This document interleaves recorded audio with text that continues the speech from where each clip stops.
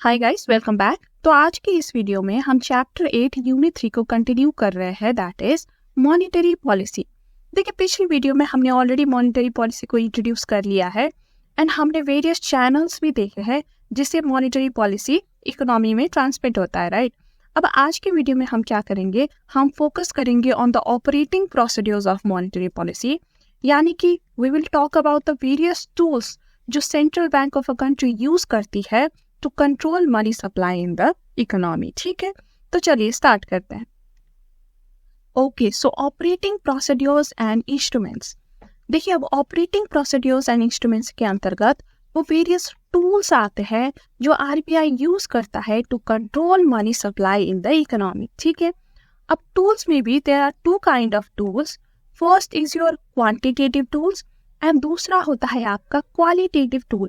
अब qualitative tools के बारे में हम थोड़ी देर में डिस्कस करेंगे, अभी let's focus on quantitative tools.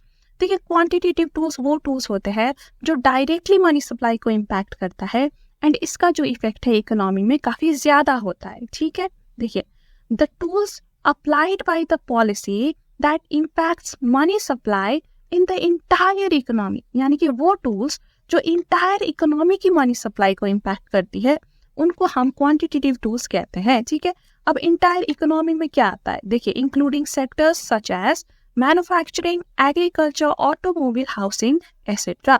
तो देखिए, क्वांटिटेटिव टूल्स ये सारे सेक्टर्स को अफेक्ट करती है। ठीक है, quantitative tools involve direct manipulation of the overall money supply and interest rate.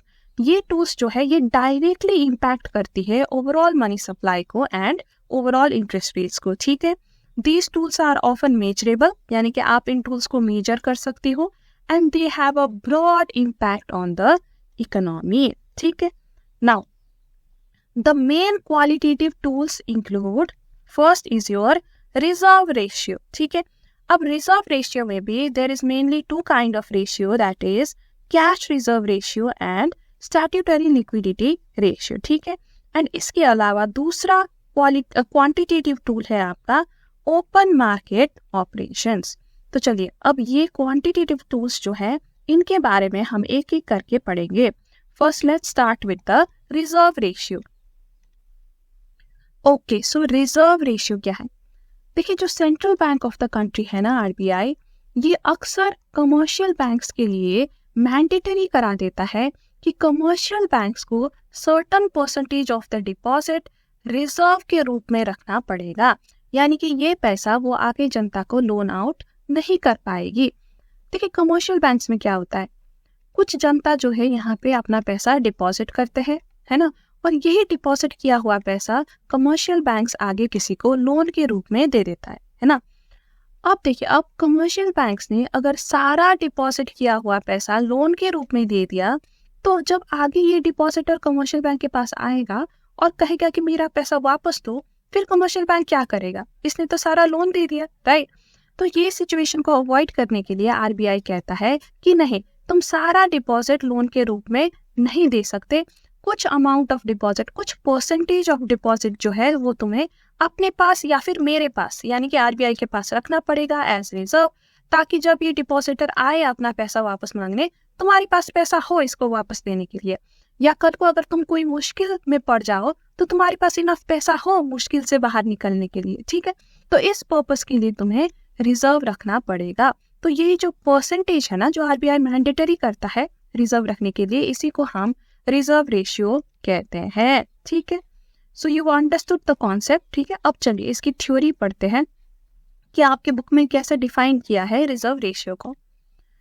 The reserve ratio is a regulatory requirement that mandates banks to hold a certain percentage of their deposits either in cash or in RBI approved liquid assets. तो banks को आप certain percentage of their deposit खुद के पास रखना पड़ेगा, either in the form of cash और फिर RBI approved liquid assets, यानी कि ऐसे liquid asset जो इजीली कैश में कन्वर्ट हो सके। ठीक है, तो इनके रूप में आरबीआई को रिजर्व रखना पड़ेगा, इधर इन कैश और in RBI approved liquid assets. ठीक है, और कितना रखेंगे, certain percentage of the deposit जो भी आरबीआई इनको मैंडेट करेगा। ओके, नाउ देखिए, reserve ratio are of two types. First is your cash reserve ratio.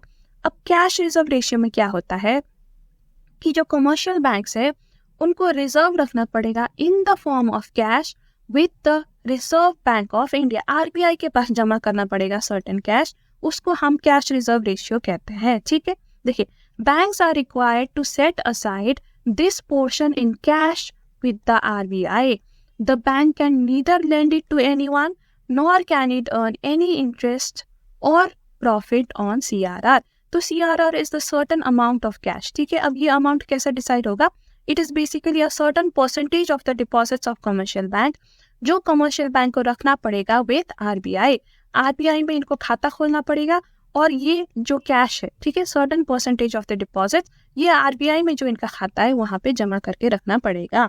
और ये जो कैश है इसमें ना कमर्शियल बैंक को कोई इंटरेस्ट मिलेगा, ना ये कैश को वो यूज कर सकते हैं किसी भी तरह के प्रॉफिट कमाने के लिए. बस इसको रिजर्व के रूप में, ठीक है, कि कल को कुछ अनहोनी हो जाए तो ये यूज कर पाए, तो उसके लिए इनको रखना, सेट असाइड करना पड़ेगा. तो वो हो गया CRR. अब दूसरा रेशियो होता है स्टैट्यूटरी लिक्विडिटी रेशियो, SLR. अब SLR क्या है? देखिए, banks are required to set aside this portion in liquid assets. अब SLR जरूरी नहीं है कि आप कैश में ही रखो, ठीक है, आप लिक्विड एसेट्स में भी रख सकते हो, सच एज गोल्ड और RBI approved securities such as government securities. तो देखिए, यहाँ पे अब लिक्विड एसेट को भी डिफाइन कर दिया गया है. जैसे गोल्ड को हमने लिक्विड एसेट मान लिया, सिमिलरली गवर्नमेंट सिक्योरिटीज जो है ये भी लिक्विड एसेट है, क्योंकि ये आप इजीली सेल करके कैश में इसको कन्वर्ट कर सकते हो. ठीक है, तो SLR के केस में बैंक को कैश ही रखने की जरूरत नहीं है, वो लिक्विड एसेट के फॉर्म में भी सर्टेन परसेंटेज अपना रिजर्व्स ऑफ अपना डिपॉजिट्स एज अ रिजर्व रख सकते हैं. ठीक है, एंड ये SLR जो है ना, ये इनको आरबीआई के पास रखने की जरूरत नहीं होती है, बैंक अपने पास ही ये रख सकता है. ठीक है, बेसिकली ये अमाउंट बैंक को अपने पास सेट असाइड करके रखना पड़ेगा. ये अमाउंट वो लोन नहीं दे सकते, लेकिन ये वो गोल्ड में भी रख सकते हैं एंड गवर्नमेंट सिक्योरिटीज के रूप में भी अपने पास होल्ड करके रख सकते हैं. ठीक है, banks are allowed to earn interest on this securities, however it is very low. अब ये CRR की तरह बहुत ज्यादा स्ट्रिक्ट भी नहीं है. इन सिक्योरिटीज में बैंक इंटरेस्ट भी अर्न कर सकता है, इंटरेस्ट अर्न करने को भी अलाउ कर दिया है, लेकिन इंटरेस्ट जो ये अमाउंट पे वो अर्न करते हैं वो काफ़ी कम होता है. जैसे कि गवर्नमेंट सिक्योरिटीज पे जो इंटरेस्ट अर्न करते हैं वो काफ़ी कम हो जाता है. ठीक है, तो आई hope you understood CRR and SLR. दोनों रिजर्व्स है. ठीक है, ये दोनों रिजर्व्स कैसे निकाली जाती है? जो बैंक के ओवरऑल डिपॉजिट्स होते हैं ना, जो कस्टमर्स डिपॉजिट करते हैं बैंक में पैसे, तो उस डिपॉजिट का सर्टेन परसेंट, जैसे कि 4% या 5%, जितना भी आरबीआई कहे, तो उतना अमाउंट इनको अलग से रखना पड़ेगा, सेट असाइड करना पड़ेगा. CRR जो है ये आरबीआई के पास अलग से रखना पड़ेगा, एंड SLR जो है ये अपने पास ही अलग से रखना पड़ेगा. और SLR जो है इसको सिर्फ कैश के रूप में रखने की जरूरत नहीं है, इसको आप लिक्विड एसेट में भी रख सकते हो, जैसे कि गोल्ड या फिर गवर्नमेंट सिक्योरिटीज. और आप थोड़ा बहुत यहाँ पे इंटरेस्ट भी कमा सकते हो, जैसे कि आप गवर्नमेंट सिक्योरिटीज में रखोगे तो थोड़ा बहुत इंटरेस्ट भी यहाँ पे कमा पाते हो, है ना. लेकिन क्योंकि CRR जो है ये आप कैश के रूप में ही रख रहे हो, आरबीआई के साथ रख रहे हो, तो इसमें आप कुछ इंटरेस्ट नहीं कमा सकते. ठीक है, so I hope you understood the reserve ratio क्या होता है ना. अब देखते हैं कि ये रिजर्व रेशियो आरबीआई कैसे यूज करता है to influence money supply in the economy. ठीक है, okay, now let's talk about reserve ratio effect on money supply. When the RBI increases either the CRR or SLR, it reduces the amount of funds bank have available for lending, thereby decreasing the money supply. देखिए, अब let's say अभी जो है CRR RBI ने mandatory बोल रखा है 4% रखना है. ठीक है, एंड SLR बोला है कि 10% रखना है. तो कमर्शियल बैंक्स के लिए टोटल रिजर्व रिक्वायरमेंट कितने हो गए? 14% हो गए. ठीक है, ये जो 14% है, 14% of the deposits commercial banks को एज ए रिजर्व रखना पड़ेगा. वो ये पैसा लोन के रूप में आगे नहीं दे पाएगी, है ना. जो रिमेनिंग 86% है, बस यही अमाउंट वो आगे लोन के रूप में दे पाएगी. राइट, अब लेट्स से आरबीआई ने CRR एंड SLR दोनों रिक्वायरमेंट बढ़ा दिए. ठीक है, CRR लेट्स से 5% कर दिया है, SLR लेट्स से 15% कर दिया है. तो अब कमर्शियल बैंक्स के पास टोटल रिजर्व रिक्वायरमेंट कितने हो गए? 20%. राइट, तो 20% अब उनको रिजर्व में रखना पड़ेगा। ओनली जो रिमेनिंग 80% है, अब यही वो आगे लोन के रूप में दे पाएंगे। तो देखिए, अगर वो कम पैसा लोन के रूप में दे पाएंगे एज कम्पेयर टू बिफोर, तो मनी सप्लाई है जो इकोनॉमी में वो कम हो जाएगी, राइट। क्योंकि जब देखिए कमर्शियल बैंक जब लोन देते हैं आगे जनता को, तो मनी सप्लाई इंक्रीज होती है। लेकिन जब भी आरबीआई ऐसे रिजर्व रेशियोज को बढ़ा देता है, तो कमर्शियल के बैंक के पास जो परसेंटेज वो लोन आउट कर सकते हैं आगे, वो कम हो जाती है ना।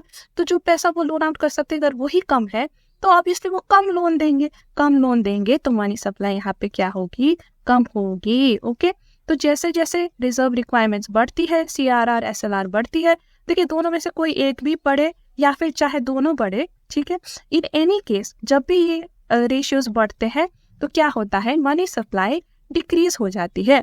एंड बिल्कुल उल्टा होता है जब आप ये रिक्वायरमेंट को कम कर दो। देखिए, कन्वर्सली लोअरिंग द सीआरआर और SLR increases the funds available for lending, है ना, and thus boosting the money supply। तो अगर CRR और SLR की रेशियो आप कम कर दो, तो बैंक ज्यादा पैसा लोन दे पाएगी आगे, तो मनी सप्लाई इंक्रीज हो जाएगी। So I hope you understood this effect, right.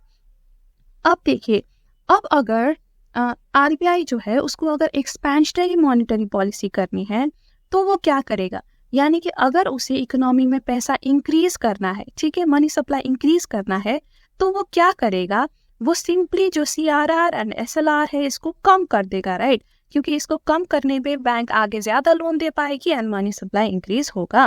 तो देखिए, एक्सपेंशनरी पॉलिसी के टाइम आरबीआई क्या करेगा, the RBI may lower the CRR और SLR to increase the money supply. The action frees up more funds for bank to lend, promoting greater lending activity and stimulating economic growth. ठीक है, तो जब भी RBI को economic growth चाहिए, expansionary policy ले आनी है, तो वो सीआरआर एंड एसएलआर को कम कर देता है। सिमिलरली, अगर आरबीआई को कॉन्ट्रैक्शनरी पॉलिसी लेके आनी है, यानी कि मनी सप्लाई इकोनॉमी में कम करनी है, तो उस टाइम पे आरबीआई क्या करेगा, ये सीआरआर एंड एसएलआर की जो रेट है वो इंक्रीज कर देगा। ठीक है, तो जब भी ये इंक्रीज होगा तो मनी सप्लाई क्या होगा, रिड्यूस होगा, because this action limits the fund available for banks to lend, helping control inflation by curbing excessive lending and slowing down economic activity। देखिए, अब कॉन्ट्रैक्शनरी पॉलिसी आरबीआई कब अपनाता है, जब इकोनॉमी में इन्फ्लेशन बहुत ज्यादा हो, राइट। तो इन्फ्लेशन कंट्रोल करने के लिए कॉन्ट्रैक्शनरी पॉलिसी यूज होती है।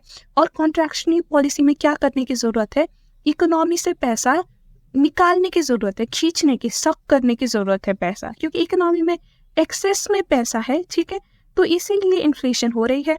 तो जो ये एक्सेस पैसा है, ये वापस आरबीआई को अपने पास लेने की जरूरत है। तो ये करने के लिए आरबीआई क्या करेगा, सिंपली सीआरआर एंड एसएलआर की रेट बढ़ा देगा। तो इससे क्या होगा, जो बैंक्स के पास फंड है आगे लोन देने के लिए, वो कम हो जाएंगे, है ना। तो वो कम लोन देंगी तो मनी सप्लाई यहाँ पे कम होगा, फिर इन्फ्लेशन कंट्रोल होगा। तो ठीक है, ये मैकेनिज्म आरबीआई अपनाती है। ओके, सो रिजर्व्स के बारे में आपने जान लिया, right, quite easy. Now let's talk about another quantitative tool, that is open market operations. Open market operations. अब open market operations में क्या होता है, देखिए, open market operations involve the buying and selling of government securities by the RBI in the open market to control the money supply। तो इस operation में RBI क्या करता है, मनी सप्लाई को कंट्रोल करने के लिए वो या तो गवर्नमेंट सिक्योरिटी बाय करता है या तो गवर्नमेंट सिक्योरिटी सेल करता है इन द ओपन मार्केट। तो देखिए, हमने यहाँ पे कह तो दिया कि ओपन मार्केट में करता है, लेकिन जनरली या आरबीआई एंड बैंक के बीच की ऑपरेशन होती है, एंड बैंक ये ऑपरेशन को फर्दर जनता तक पहुंचाती है। ठीक है, अब ये कैसे काम करता है, देखिए एक एग्जांपल लेते हैं। यहाँ पे एक साइड पे आरबीआई हुआ, एक साइड पे हुआ बैंक्स या फिर फाइनेंशियल इंस्टीट्यूशंस। ठीक है, अब क्या होता है, लेट्स से आरबीआई को इकोनॉमी में पैसा इंक्रीज करना है, मनी सप्लाई इंक्रीज करना है। ठीक है, तो इन दैट केस आरबीआई क्या करेगा, आरबीआई जो बैंक्स है, ठीक है, इनसे गवर्नमेंट सिक्योरिटीज जो है वो परचेज करेगा, यानी कि गवर्नमेंट सिक्योरिटीज ले लेगा, और ये सिक्योरिटीज के बदले में बैंक्स को क्या करेगा, मनी देगा। ठीक है, इसे हम कहते हैं purchasing of government securities. RBI ने गवर्नमेंट सिक्योरिटीज अपने पास ले ली और इसके बदले में बैंक को पैसा दे दिया। तो यहाँ पे क्या हुआ, देखिए बैंक के जो पैसे हैं, ठीक है, वो इंक्रीज हो गए। अब ये इंक्रीज पैसा बैंक क्या करेगा, आगे जनता को लोन में देगा, तो इकोनॉमी में मनी सप्लाई इस तरह से इंक्रीज हो जाएगी। ओके, तो ये तो हुआ एक्सपेंशनरी पॉलिसी, यानी कि जब आरबीआई को मनी सप्लाई इंक्रीज करना है, ठीक है। अब लेट्स से आरबीआई को मनी सप्लाई डिक्रीज करना है, सो इन दैट केस आरबीआई क्या करेगा, देखिए अगेन आरबीआई यहाँ पे हो गया, ठीक है, नेक्स्ट साइड पे हो गया बैंक्स, फाइनेंशियल इंस्टीट्यूशंस। अब इन केस आरबीआई को पैसा खींचना है इकोनॉमी से, मनी सप्लाई डिक्रीज करनी है, तो आरबीआई क्या करेगा, जो इसके पास गवर्नमेंट सिक्योरिटीज आ गए थे ये वापस बैंक को देगा, ठीक है, और इसके बदले में बैंक से क्या करेगा, पैसे लेगा। तो अब बैंक के पैसे देखिए आरबीआई के पास आ गए, तो अब बैंक के पास कम पैसा रह गया, राइट, तो वो आगे जनता को लोन भी कम देगा, है ना, तो कम लोन देगा तो मनी सप्लाई इकोनॉमी में कम हो जाएगी। तो ये पूरा ऑपरेशन होता है ओपन मार्केट ऑपरेशन, जहाँ पे गवर्नमेंट सिक्योरिटीज की बाय एंड सेल होती है। कभी कभार वो एक्सपेंशनरी पॉलिसी के लिए हो सकती है, कभी कॉन्ट्रैक्शनरी के लिए, ठीक है। एक्सपेंशनरी पॉलिसी के दौरान आरबीआई गवर्नमेंट सिक्योरिटीज को बाय करेगा एंड इकोनॉमी में पैसा देगा, एंड कॉन्ट्रैक्शनरी पॉलिसी के दौरान आरबीआई सेल करेगा, ठीक है, एंड जो पैसा है वो इकोनॉमी से खींच लेगा, ठीक है। तो देखिए the objective of OMOs are to keep a check on the temporary liquidity mismatches in the market owing to foreign capital flow। तो देखिए जो फॉरेन कैपिटल फ्लो की वजह से लिक्विडिटी में मिसमैच हुई है मार्केट में, यानी कि कभी कभार मनी सप्लाई ज्यादा हो गई होगी, कभी कभार कम हो गई होगी, ठीक है, तो वो मिसमैच जो है उसे ठीक करने के लिए ओपन मार्केट ऑपरेशंस करी जाती है। Okay, so how does it affect money supply? तो देखिए when the RBI buys government securities, it injects money into the market, increasing the money supply, जैसा कि हमने एग्जाम्पल में देखा है ना। Conversely, selling government securities withdraws money from the market, decreasing the money supply। Okay, तो ये effect आपने देख लिया एग्जाम्पल में भी, आपको समझ आ गया, राइट। तो देखिए अब एक्सपेंशनरी पॉलिसी के दौरान आरबीआई क्या करेगा, यानी कि जब इसे पैसे इंजेक्ट करने हैं मार्केट में तो क्या करेगा, ये गवर्नमेंट सिक्योरिटीज को बाय करेगा, right. The RBI buys government securities to increase liquidity in the economy, increasing spending and investment, है ना। क्योंकि गवर्नमेंट सिक्योरिटीज बाय करने का मतलब है कि गवर्नमेंट सिक्योरिटीज तो आरबीआई ने ले लिया, इसके बदले में ये पैसा दे रहा है बैंक को, है ना, तो बैंक आगे पैसा लोन देगा, फिर एक्सपेंशन होगी, मनी सप्लाई बढ़ेगी, है ना। अब कॉन्ट्रैक्शनरी पॉलिसी के दौरान आरबीआई क्या करेगा, अगर इसको इन्फ्लेशन कंट्रोल करनी है तो उस टाइम पे क्या करेगा, आरबीआई सेल करेगा गवर्नमेंट सिक्योरिटीज को, एंड जो लिक्विडिटी है वो रिड्यूस करेगा, क्योंकि सेल करने के बाद जो पैसा है वो आरबीआई के पास एक्सेस पैसा आ जाता है, right, and it helps to control inflation by lowering the money supply. So I hope you understood the quantitative tools. अब बात करते हैं क्वालिटेटिव टूल्स की, जिससे कि आरबीआई मनी सप्लाई को इनडायरेक्टली कंट्रोल करता है। ओके, सो क्वालिटेटिव टूल्स क्या होती है? देखिए qualitative tools are the tools of monetary policy that focus on guiding or influencing the behavior of banks and borrowers. These tools are more about changing attitudes and expectations rather than direct monetary intervention. तो देखिए qualitative tools में ना directly money supply को affect नहीं किया जाता, rather indirectly करा जाता है बाय गाइडिंग या फिर influencing behaviour of banks and borrowers and banks को गाइड करा जाता है कि ऐसा करो ऐसा ना करो, लेकिन मैंडेटरी नहीं बनाया जाता कुछ भी चीज, ठीक है। तो डायरेक्टली आप मनी सप्लाई को कंट्रोल नहीं कर रहे हो, लेकिन इनडायरेक्टली आप बैंक्स एंड बोरोवर्स को इन्फ्लुएंस करने की कोशिश कर रहे हो, ताकि बैंक्स एंड बोरोवर्स वही चीज करे जो आरबीआई चाहता है। इसको हम कहते हैं qualitative tools. Okay, so key qualitative tools include, first is your margin requirement, second is your moral suasion, and third is your selective credit control, ठीक है। तो ये 3 major types of qualitative tools है। तो चलिए इनको भी हम एक एक करके समझते हैं। मार्जिन रिक्वायरमेंट, देखिए मार्जिन रिक्वायरमेंट क्या होती है कि लेट्स से आप बैंक गए हो लोन लेने के लिए, ठीक है।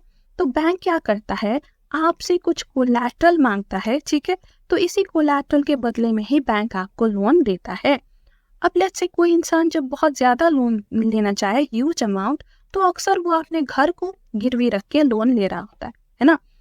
अब बैंक की नजर से सोचिए, जो ये घर की वैल्यू है या फिर जो कोलैटरल की वैल्यू है, बैंक को उसे ज्यादा लोन देनी चाहिए या उसे कम लोन देनी चाहिए?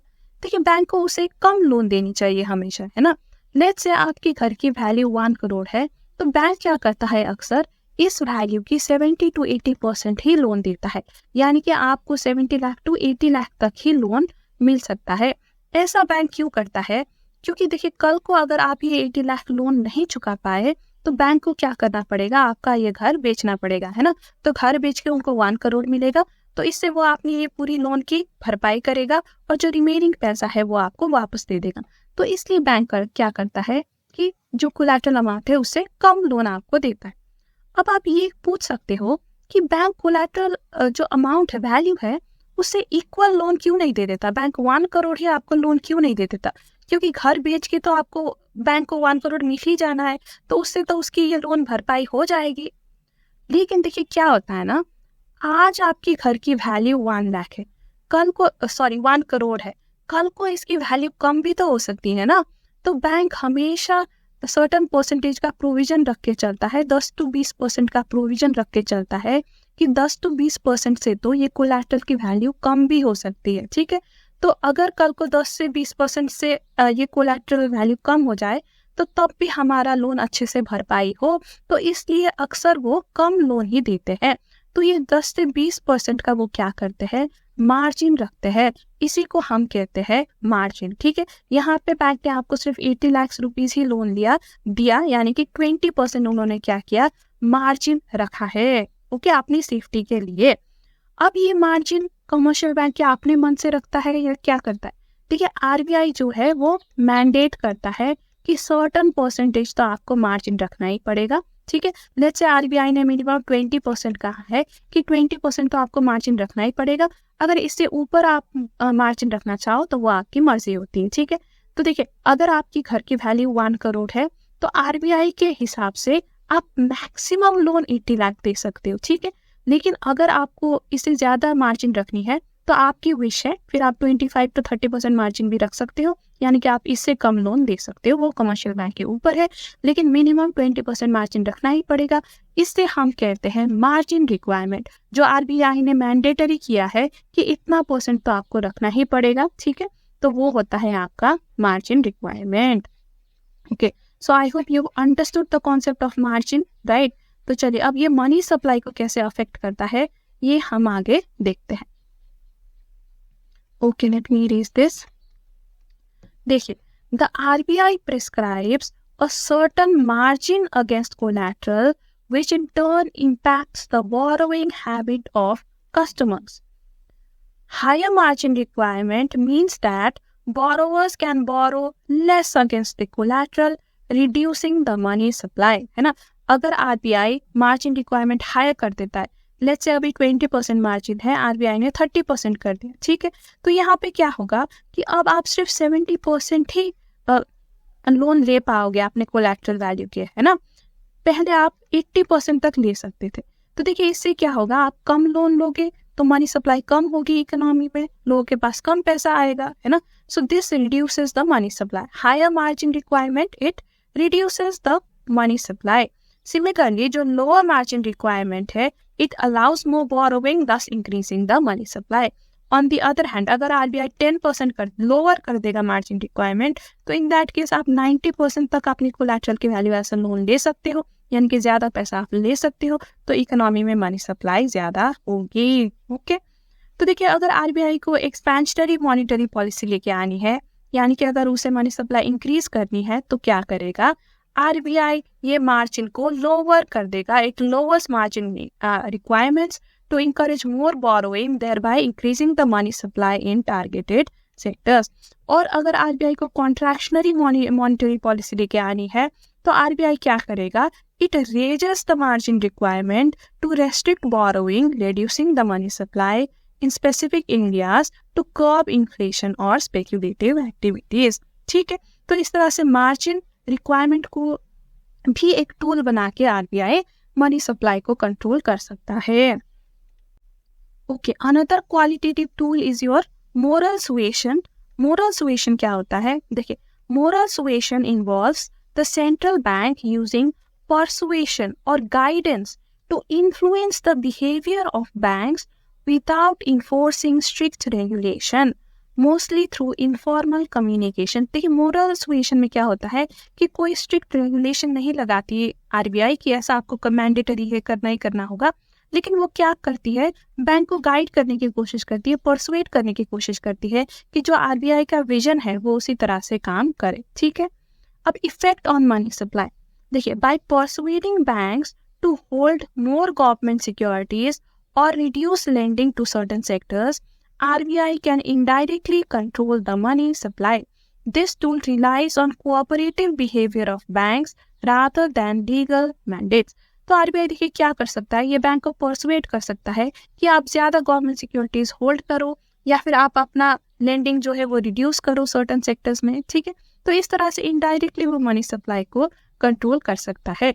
अब मोरल सुएशन कितना सक्सेसफुल होता है, that depends on the cooperative behaviour of commercial banks. अगर कमर्शियल बैंक्स कोऑपरेट कर लेती है, परसुएट हो जाती है, तो मोरल सुएशन काम करता है, वरना नहीं करता, क्योंकि यहाँ पे कोई लीगल मैंडेट नहीं है, लीगली मैंडेटरी नहीं बनाया हुआ किसी भी चीज को। ठीक है, बस यहाँ पे परसुएट करने की कोशिश की जा रही है।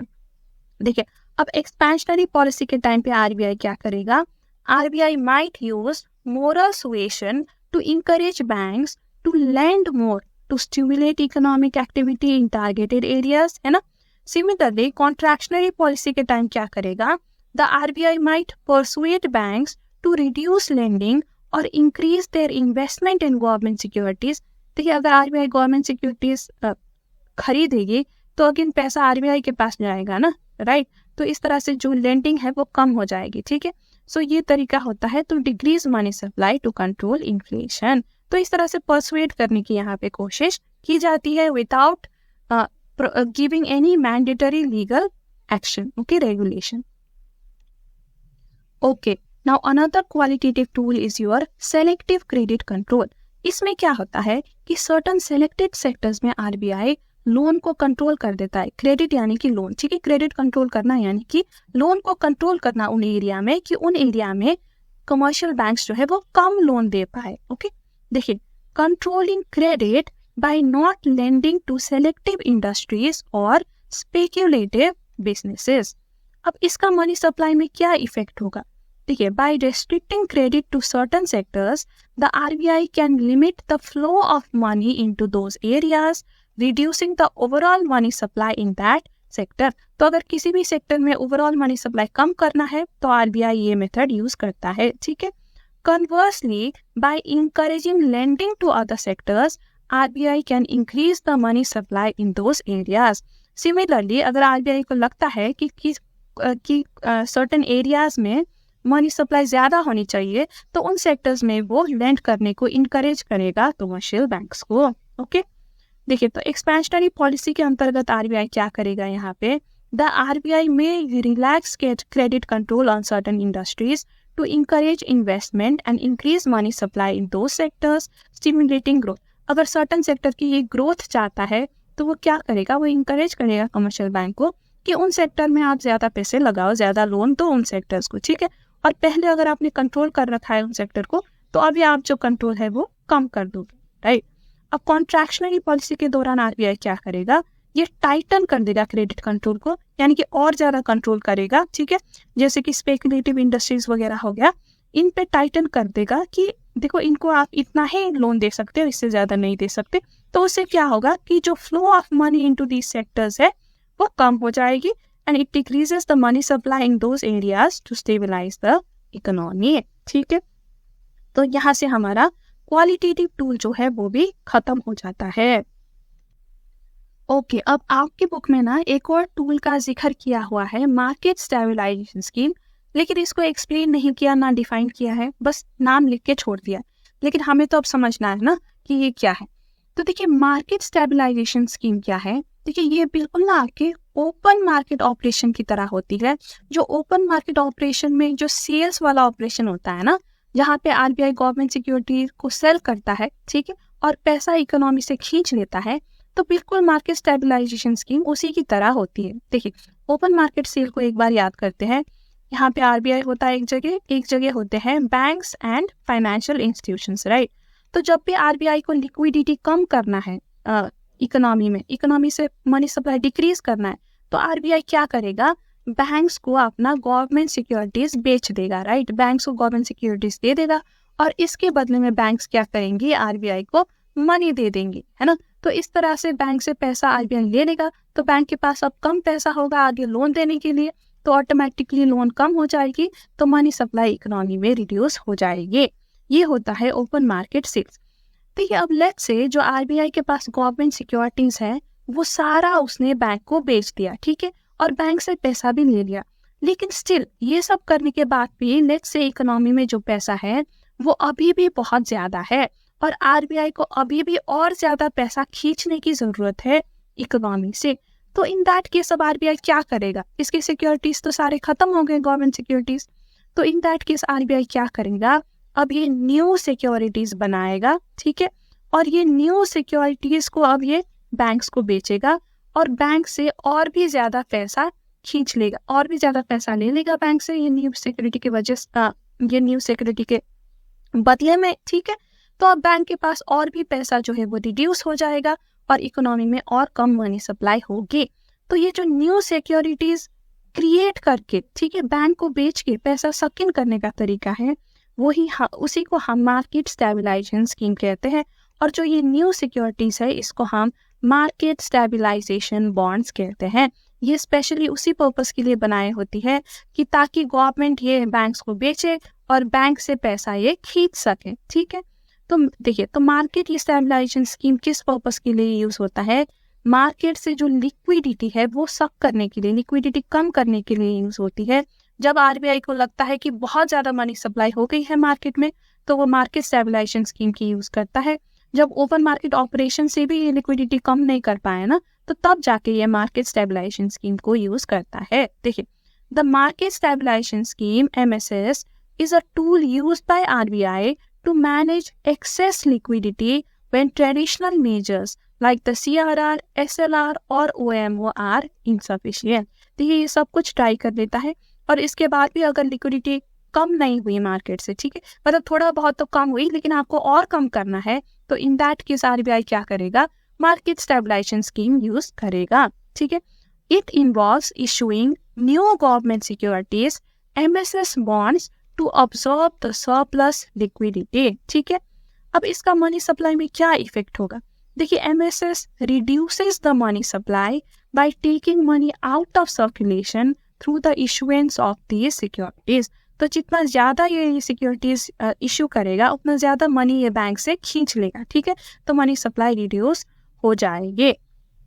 अब क्या मार्केट स्टेबलाइजेशन स्कीम को एक्सपेंशनरी पॉलिसी के टाइम पे यूज किया जा सकता है, देखिए, टिपिकली जो MSS है it is not use to increase money supply, ठीक है, ये यूजुअली मनी सप्लाई डिक्रीज करने के लिए, एक्सेस लिक्विडिटी खींचने के लिए ही यूज हो सकती है।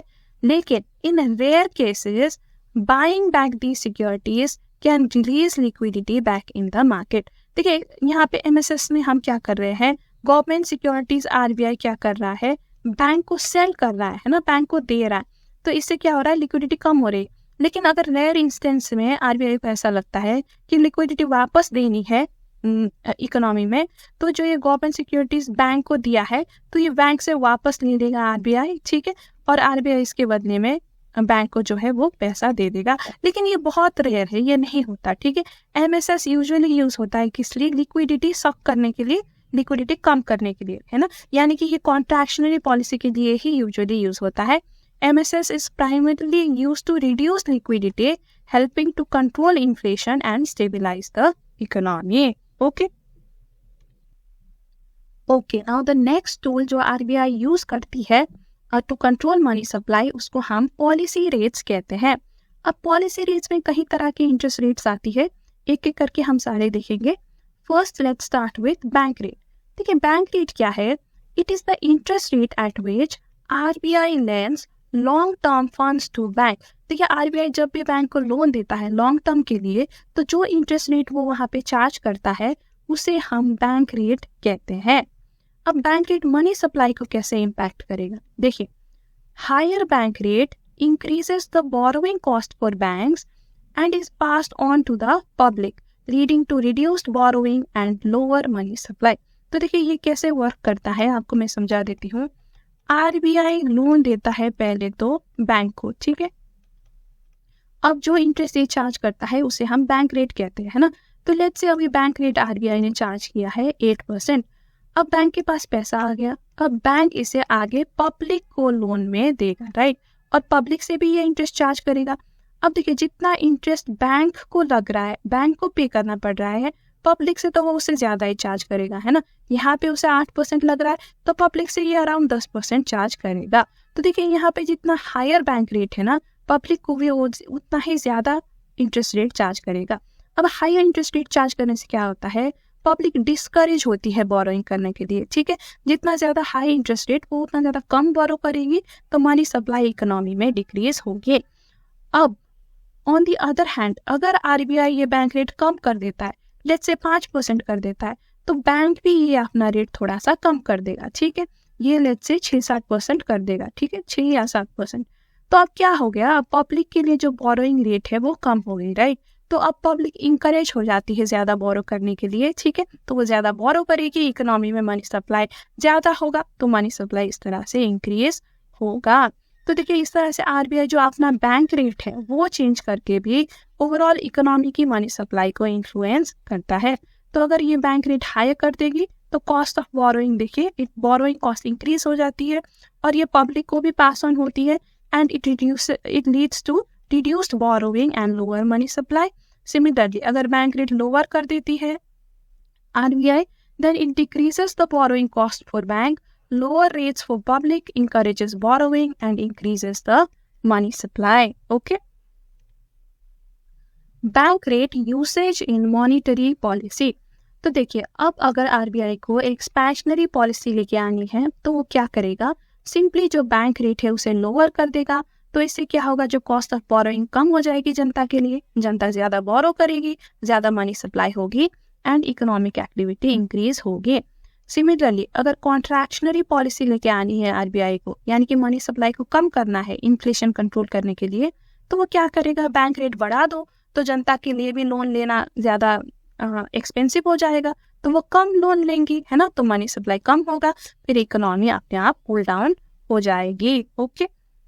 लेकिन देखिए however presently RBI it does not entirely control money supply विया the bank rate.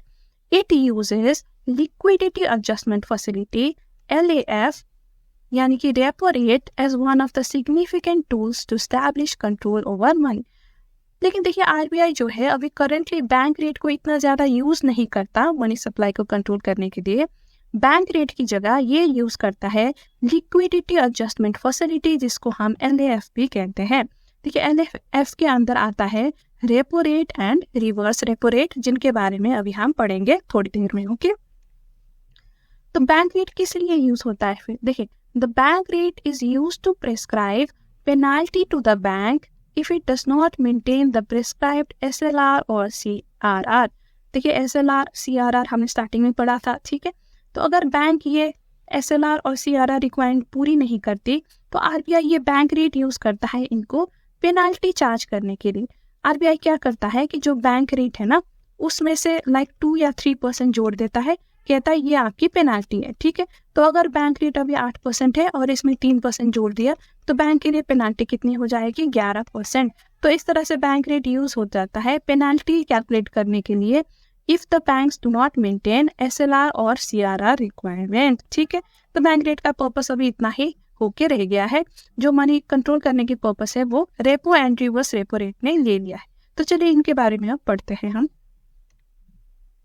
So liquidity adjustment facility, तो नाम से ही आपको पता चल रहा है लिक्विडिटी को कंट्रोल करना, एडजस्ट करना, यानी कि मनी सप्लाई को एडजस्ट करना। देखिए RBI uses LAF as an instrument to adjust liquidity and money supply. The following types of LAF are, first is your repo rate, and second is your reverse repo rate, and third is your marginal standing facility यानी कि MSF rate. ठीक है, तो चलिए तीनों के बारे में हम पढ़ लेते हैं।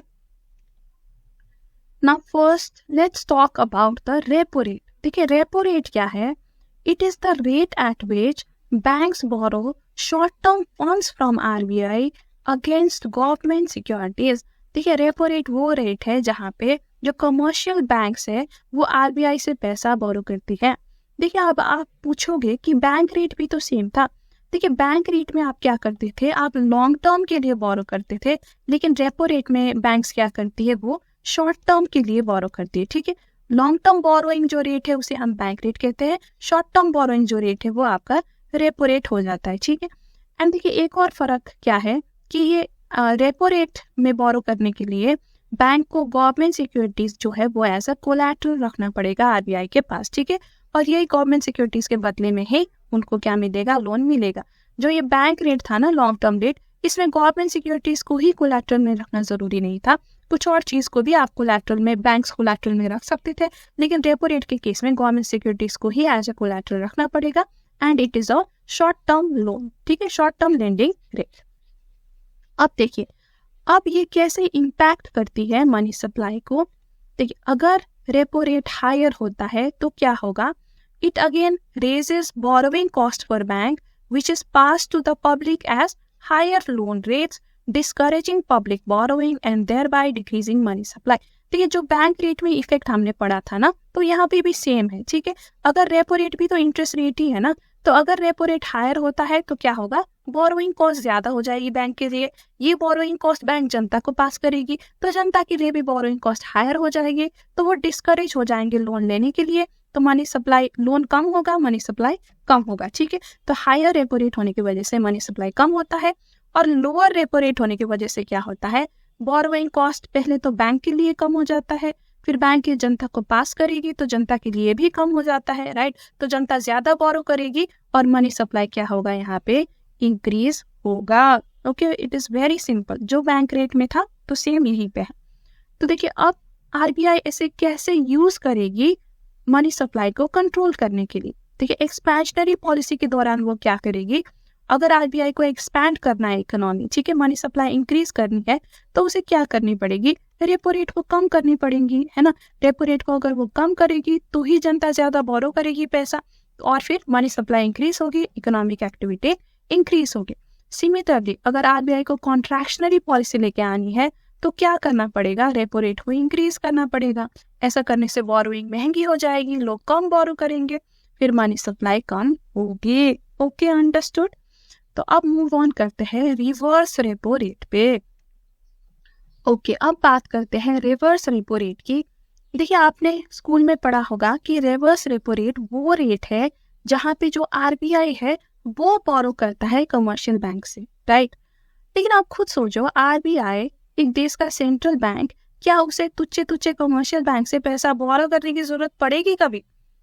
तो यहाँ पे इसलिए ना हम जो रिवर्स रेपो है उसका डेफिनेशन थोड़ा सा चेंज कर देते हैं।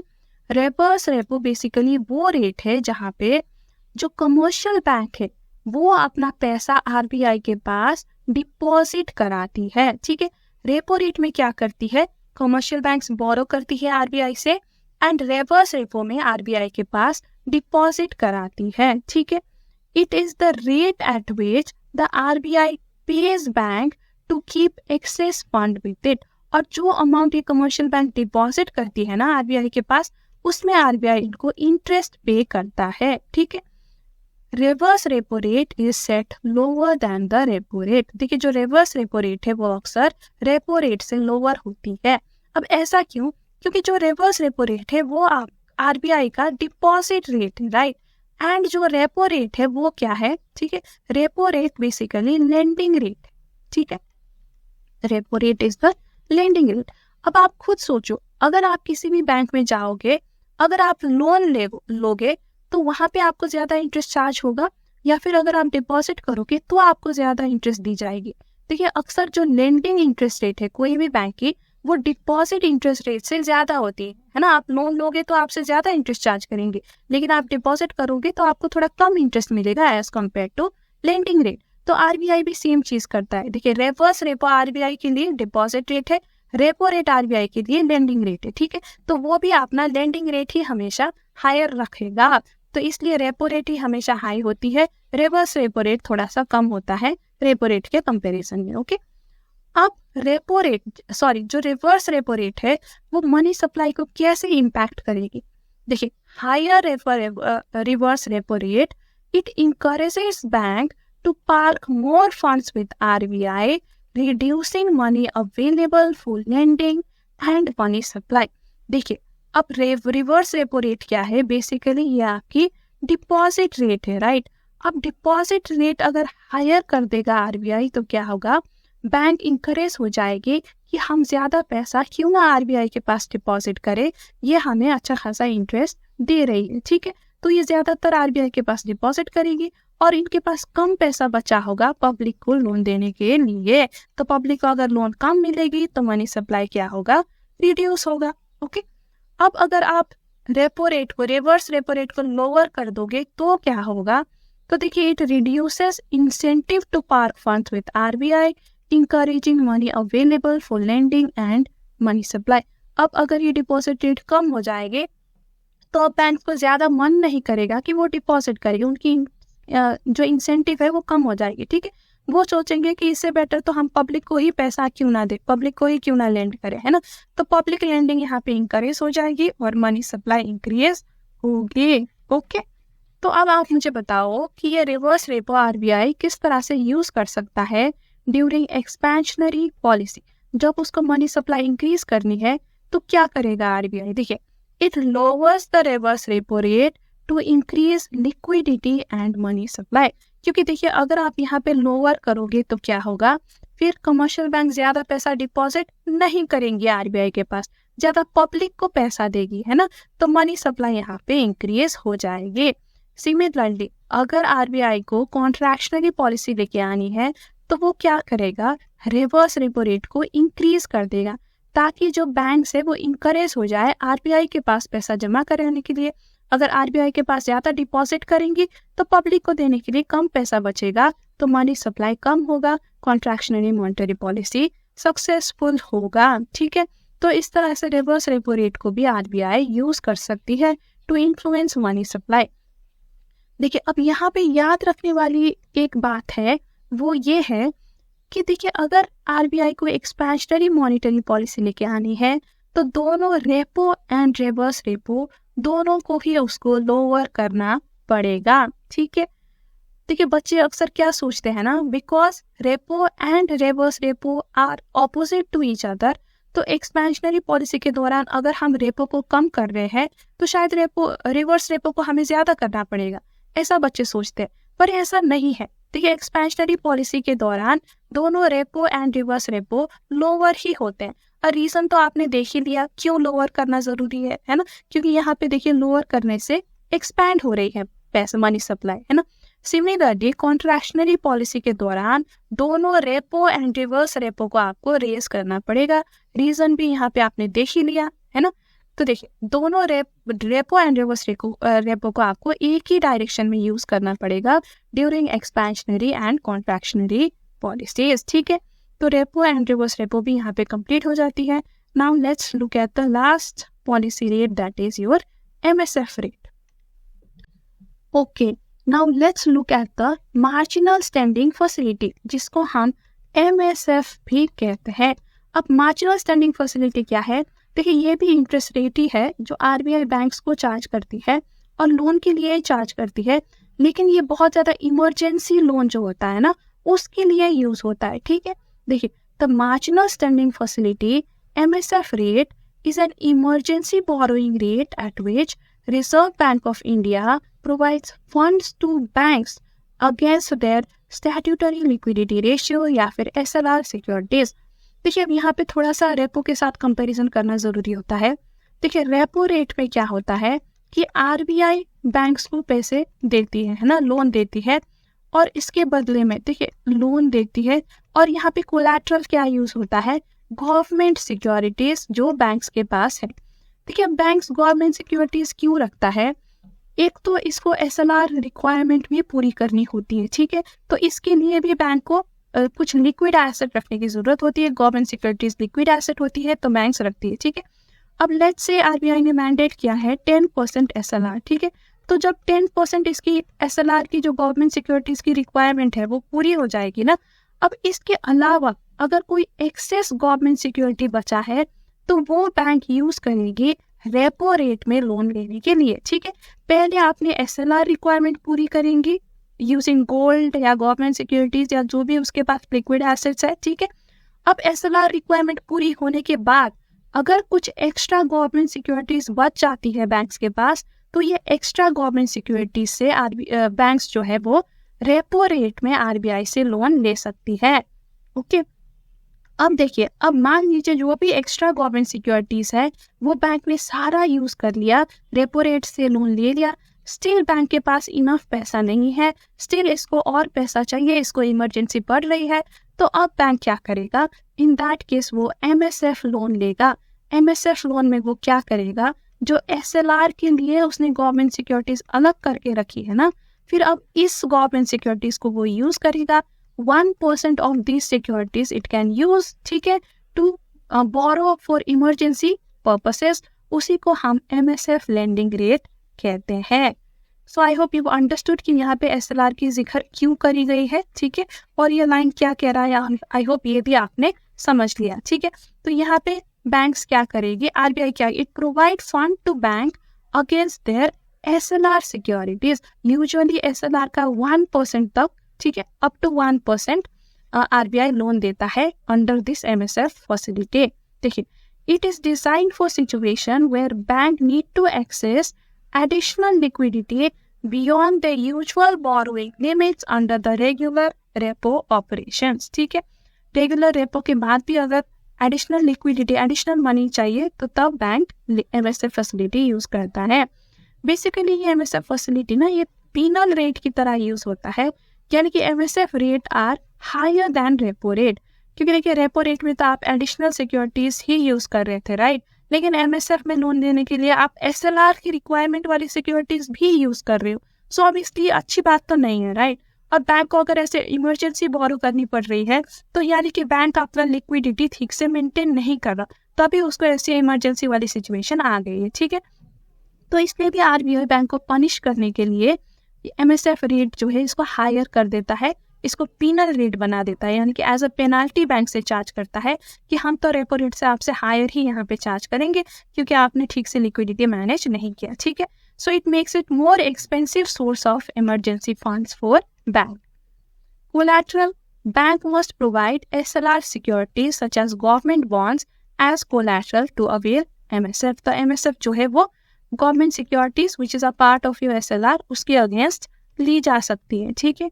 एंड लिमिट क्या है, देखिए, banks can use up to 1% of their SLR holding to borrow under MSF. Okay, अब देखिए, अब ये एमएसएफ मनी सप्लाई को कैसे अफेक्ट करती है।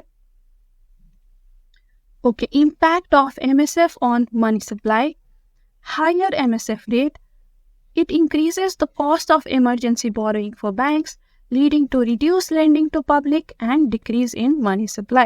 तो देखिए, जो रेपो रेट का खेल है ना वही एमएसएफ रेट में भी वही है। अगर ये हायर हुआ तो बैंक के लिए बोरोइंग कॉस्ट बढ़ जाएगी, तो ये पब्लिक को भी पास ऑन करेंगे, पब्लिक के लिए बढ़ जाएगी, तो मनी सप्लाई कम होगी।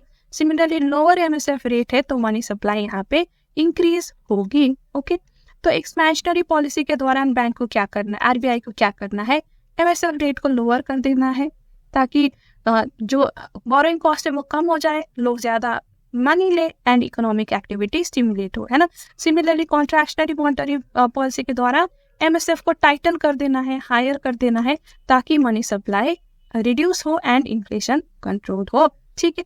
तो यहाँ से हमारी एमएसएफ भी खत्म हो जाती है, तो हमारी सारे टूल्स ऑफ जो मॉनेटरी पॉलिसीज हैं वो भी यहाँ पे खत्म हो जाती है। ओके, अब हम एक छोटा सा टॉपिक पढ़ेंगे, the organisational structure for monetary policy decisions, फिर इसके बाद से हमारा ये चैप्टर खत्म हो जाएगा, ठीक है। तो देखिए, अभी तक हमने मॉनेटरी पॉलिसी पढ़ी कि क्या क्या टूल्स होते हैं, क्या क्या चैनल्स होते हैं, ठीक है।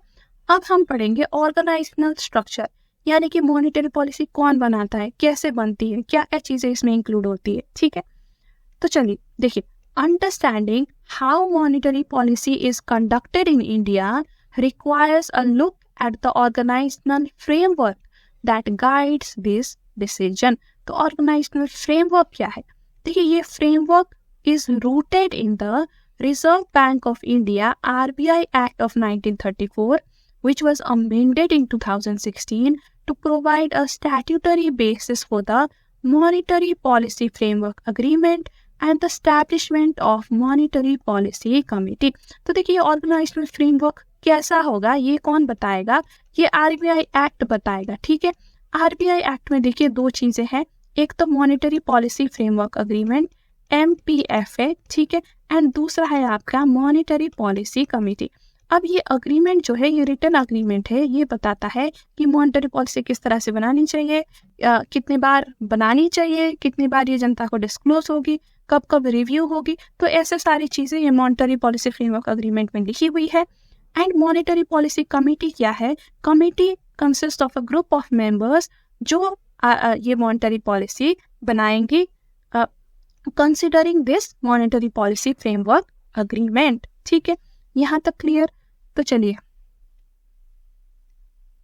ओके, अब ये फ्रेमवर्क अग्रीमेंट के बारे में थोड़ा सा पढ़ते हैं। देखिए, the MPFA is an agreement between the government of India and the RBI। It sets out the maximum tolerable inflation rate that RBI should target to achieve price stability। तो देखिए, MPFA में क्या लिखी हुई होती है? ये सेट आउट करता है the maximum tolerable inflation rate. आपको RBI को, ठीक है, देश के इन्फ्लेशन रेट कितनी रखनी है, मैक्सिमम कितनी तक रखनी है, वो ये जो फ्रेमवर्क है ये सेट आउट करेगा। एंड इसी रेट को मद्देनजर रखते हुए, ध्यान रखते हुए RBI को मॉनेटरी पॉलिसीज बनानी पड़ेंगी। ठीक है, अब ये ऐसा टारगेट हम क्यों रखते हैं इन्फ्लेशन रेट का? ताकि जो प्राइस स्टेबिलिटी है वो मेंटेन होता रहे। ठीक है, this agreement forms the foundation of the flexible inflation targeting framework implemented by RBI। तो देखिए, यहाँ पे जो हम इन्फ्लेशन टारगेट करते हैं ना, उसको हम फ्लेक्सिबल इन्फ्लेशन टारगेटिंग कहते हैं, क्योंकि यूजुअली जो हमारा इन्फ्लेशन टारगेट है ना, वो एक पर्टिकुलर नंबर नहीं होता, वो एक ब्रैकेट दिया होता है, upper limit and lower limit दिया होता है, इसलिए हम इसको फ्लेक्सिबल इन्फ्लेशन टारगेटिंग कहते हैं। ठीक है, अभी थोड़ी देर हम पढ़ेंगे कि हमारा टारगेट क्या है, लेकिन ये अग्रीमेंट ये सब चीजें बताती है कि इतना इन्फ्लेशन टारगेट होनी चाहिए। And it forms a foundation of the flexible inflation targeting framework. Okay, अब देखिए, आप फ्लेक्सिबल इन्फ्लेशन टारगेटिंग फ्रेमवर्क क्या है? The concept of inflation targeting involves setting an official target range for inflation which the central bank must strive to achieve। तो यहाँ पे एक range दी जाती है इन्फ्लेशन के लिए, तो इन्फ्लेशन को उसी रेंज के भीतर भीतर करने की कोशिश करनी चाहिए सेंट्रल बैंक को। ठीक है, in India the approach was recommended by Urjit Patel committee in 2014, which suggested that RBI shift from the multiple indicator approach to make inflation targeting the primary objective of monetary policy। तो देखिए, Urjit Patel committee ने क्या recommend किया कि जो monetary policy है ना India में, उसका मेन ऑब्जेक्टिव होना चाहिए इन्फ्लेशन टारगेटिंग। देखिए, ये कमेटी आने से पहले ना जो मॉनेटरी पॉलिसी था उसका मल्टीपल ऑब्जेक्टिव होता था। ठीक है, उसको हम मल्टीपल इंडिकेटर कहते थे, उसका ग्रोथ ऑब्जेक्टिव भी होता था, इन्फ्लेशन टारगेटिंग ऑब्जेक्टिव भी होता था, उसके अलावा फिस्कल डेफिसिट को कंट्रोल करना, तो ये बहुत सारे ऑब्जेक्टिव्स होते थे। लेकिन उर्जित पटेल ने कहा कि इंडिया की अभी इकोनॉमिक जो स्टेट है उसको देखते हुए इन्फ्लेशन टारगेटिंग ही एक प्राइमरी ऑब्जेक्टिव होना चाहिए इंडिया की मॉनेटरी पॉलिसी के। ठीक है, देखिए, जब हमने मॉनेटरी पॉलिसी स्टार्ट किया था तो तब हमने कहा था कि डुअल ऑब्जेक्टिव होता है ज्यादातर मॉनेटरी पॉलिसी की, पहला ग्रोथ होता है, ठीक है, एंड दूसरा होता है इन्फ्लेशन टारगेटिंग। ठीक है, देखिए, अब कई कंट्रीज इस वाले जो ऑब्जेक्टिव है इस पे ज्यादा फोकस करते हैं, कई कंट्रीज इसमें ज्यादा फोकस करते हैं। उर्जित पटेल का मानना है कि इंडिया में इन्फ्लेशन टारगेटिंग में ज्यादा फोकस होनी चाहिए, इसी को आरबीआई को प्राइमरी ऑब्जेक्टिव बनाना चाहिए। ठीक है, तो यहाँ से ये शुरू हुआ है the inflation targeting approach of monetary policy. ठीक है, इससे पहले जो मल्टीपल इंडिकेटर अप्रोच था ओके वो चल रहा था, लेकिन उर्जित पटेल कमेटी के आने के बाद ये अप्रोच हमने त्याग दिया और हमने इन्फ्लेशन को ही प्राइमरी ऑब्जेक्टिव बना दिया मॉनिटरी पॉलिसी का। ओके, तो चलो अब बात करते हैं कि हमारी इन्फ्लेशन टारगेट फिर है क्या, what is our target. Inflation target देखिए, the inflation target is determined by the government of India in consultation with the RBI and is set once every 5 years। तो ये टारगेट कौन बनाता है, government of India and RBI मिलके बनाते हैं and ये सेट होता है वंस इन एवरी 5 years, हर एक 5 साल में एक बार ये टारगेट सेट किया जाता है। तो अब करंट टारगेट क्या है, देखिए 2016 से 2021 तक की टारगेट आपकी बुक में दी गई है। ठीक है, तो टारगेट क्या है, देखिए target is 4% consumer price index CPI inflation. देखिए आप यहाँ ये कंज्यूमर प्राइस इंडेक्स से कंफ्यूज मत होना, इन्फ्लेशन कैलकुलेट करने के कई सारे तरीके होते हैं और एक तरीका है सीपीआई इन्फ्लेशन। ठीक है, और इंडिया में ये सीपीआई इन्फ्लेशन ही फॉलो किया जाता है, तो इसलिए जो इंडिया की इन्फ्लेशन टारगेट है उसमें भी हम 4% सीपीआई इन्फ्लेशन कहते हैं instead of just saying 4% inflation. ठीक है, बिकॉज सीपीआई एक तरीका होता है इन्फ्लेशन कैलकुलेट करने का। ओके, तो अभी हमारा इन्फ्लेशन टारगेट कितना है, 4% है, लेकिन हमने अभी अभी पढ़ा था कि आरबीआई जो है इन्फ्लेशन का रेंज देता है, राइट। सो 4% तो टारगेट है, अब रेंज क्या है हमारी, देखिए अपर टॉलरेंस लिमिट कितनी है 6%। ठीक है, एंड लोअर टॉलरेबल लिमिट कितनी है 2%, यानी कि रेंज है आपका 2% से 6% तक, और इसमें भी हमें 4% तक बनाए रखना है। हमारा टारगेट है कि 4% तक बनी रहे, लेकिन देखिए 4% से अगर 2% तक जाता है तो भी ठीक है, 6% तक जाता है तो भी ठीक है, लेकिन ये रेंज से बाहर नहीं जानी चाहिए इन्फ्लेशन। ठीक है, इसको हम जनरली ना 4 ± 2% ऐसे करके भी सिंबल में लिख सकते हैं। Okay, this is our inflation target. Okay, the choice of CPI as the target measure was made because it closely reflects the cost of living and has larger influence on inflation expectation compared to other metrics। तो India क्यों CPI ही use करता है उसका यहाँ पे कारण दिया है, क्योंकि ये क्लोजली रिफ्लेक्ट करता है इंडिया की कॉस्ट ऑफ लिविंग को, ठीक है, रादर देन अदर मेट्रिक्स। तो इसलिए इंडिया में सीपीआई ही यूज होता है टू कैलकुलेट इन्फ्लेशन। ओके, अब मॉनिटरिंग एंड रिपोर्टिंग देखिए, the RBI is mandated to publish monetary policy report every 6 months. This report explains the sources of inflation and provides forecast for next 6 to 18 months. तो RBI को every 6 month क्या करना चाहिए, एक report बनानी चाहिए, monetary policy report, और उसमें उसको बताना चाहिए कि इन्फ्लेशन किस वजह से बढ़ा है, ठीक है, और अगले 6 से 18 मंथ तक कितने % से बढ़ सकता है, ये भी उसको फोरकास्ट करना है। The central bank's performance is measured against the inflation target with specific criteria for what constitutes a failure to achieve the target। और ये मॉनेटरी पॉलिसी रिपोर्ट में ये भी कहा जाता है कि central bank inflation target achieve करने में सक्सेस हुआ है कि नहीं, ठीक है। तो वो हमें कैसे पता चलेगा, तो हम टारगेट लेंगे, टारगेट अभी हमारा 4% है, 2 से 6% है ना। तो अगर यही टारगेट के भीतर भीतर अभी आपका इन्फ्लेशन है तो आपने टारगेट अचीव किया, अगर ये रेंज के भीतर भीतर नहीं है तो आपने टारगेट अचीव नहीं किया। ओके, तो देखिए ओके, फेलियर कंडीशन देखिए, अगर आपका जो एवरेज इन्फ्लेशन है it exceeds the upper tolerance level, यानी कि 6% से अगर ऊपर हो जाता है फॉर एनी 3 consecutive क्वार्टर्स, अगर 3 consecutive क्वार्टर तक जो आपका अपर इन्फ्लेशन लिमिट है वो 6% से ऊपर हो जाता है, तो हम कहेंगे कि जो आरबीआई है it has failed to comply with the inflation target.